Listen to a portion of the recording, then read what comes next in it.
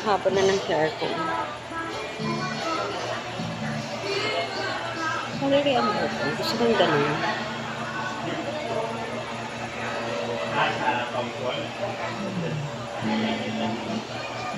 Parang gusto ko na magpagupit.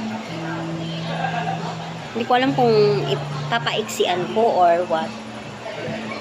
Parang nagsasawa na ako sa long hair.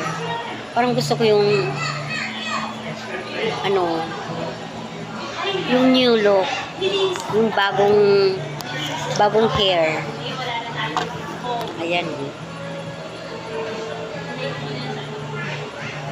Diba?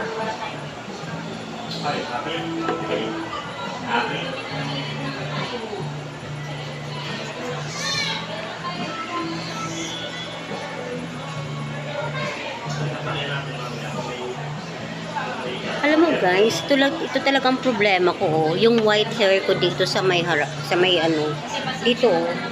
Yung may white hair ako dito, oh. Ayan. Kaya, isa siya sa dahilan na nagkukulay ako ng buhok.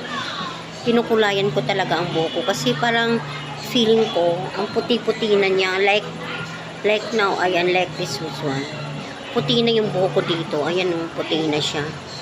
Kaya gusto kong magpakulay na naman ulit. Alam mo ba, every month akong nagpapakulay. Pero ako lang naman nagkukulay. Bumibili lang ako ng kulay. Pero ako lang nagkukulay sa sarili ko. Para tipid much. Pero, bago mag-December, bago mag-birthday ko, kasi malapit ng birthday ko, ititip ko yung sarili ko, magpapaano naman ako. Parang gusto kong magpagupit. Or iksihan ko yung buhok ko. Kaya lang pag iniksihan ko yung buhok ko, tataba yung mukha ko. Lalo akong tataba tingnan. Kaya parang bahala na. Pero mas gusto ko yung ititrim ko lang yung buhok ko. Para naman kahit papano, new look. Okay, bye-bye. Thanks for watching.